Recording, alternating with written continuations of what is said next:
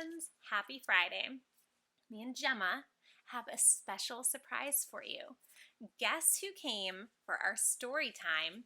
Our friend with his purple crayon. Do you know who it is? Do you remember him? It's Harold! Harold and his purple crayon by Crockett Johnson.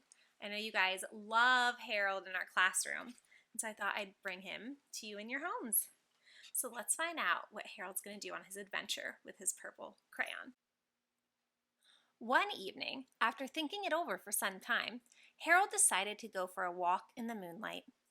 There wasn't any moon, and Harold needed a moon for a walk in the moonlight. And he needed something to walk on.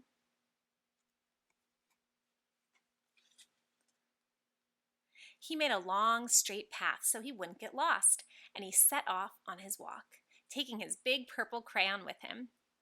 But he didn't seem to be getting anywhere on the long, straight path, so he left the path for a shortcut across a field, and the moon went with him.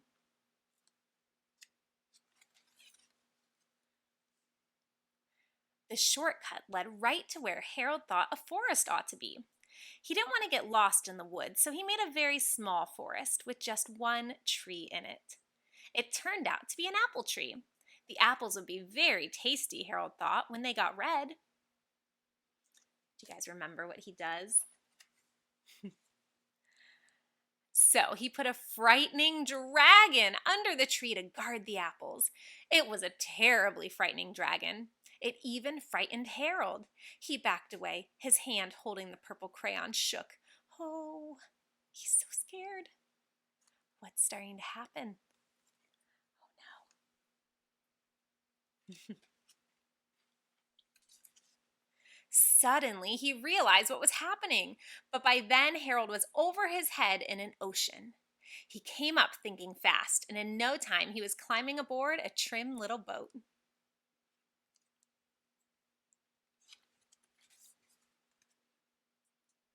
He quickly set sail, and the moon sailed along with him. After he had sailed long enough, Harold made land without much trouble.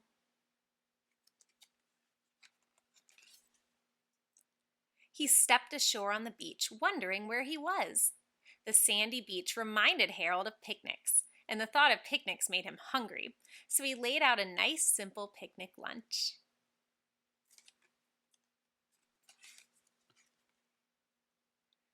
There was nothing but pie. There were all kinds of 9 pies that Harold liked best.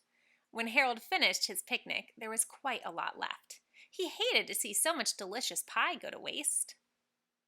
What does it look like he's starting to draw?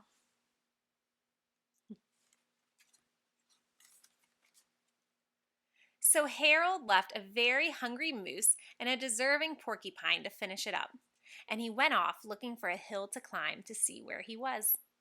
Harold knew that the higher up he went, the farther he could see, so he decided to make the hill into a mountain.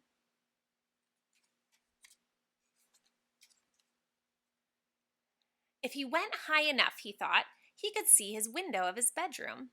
He was tired, and he felt he ought to be getting to bed. He hoped he could see his bedroom window from the top of the mountain. But as he looked down over the other side, he slipped, and there wasn't another side of the mountain. He was falling in thin air. But luckily, he kept his wits and his purple crayon. He made a balloon and grabbed onto it, and he made a basket under the balloon big enough to stand in.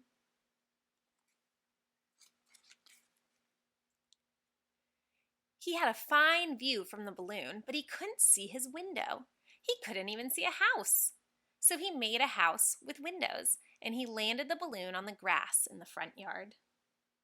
Is that his house? That's not his. None of the windows was his window. He tried to think where his window ought to be. He made some more windows. He made a big building full of windows. He made lots of buildings full of windows. He made a whole city full of windows, but none of the windows was his window. He couldn't think of where it might be. He decided to ask a policeman. The policeman pointed the way Harold was going anyway, but Harold thanked him.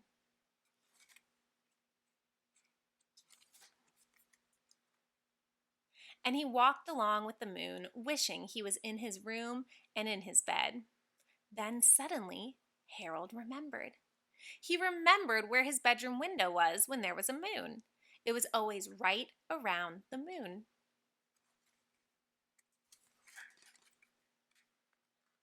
And then Harold made up his bed. He got in it and he drew up the covers. The purple crayon dropped on the floor, and Harold dropped off to sleep.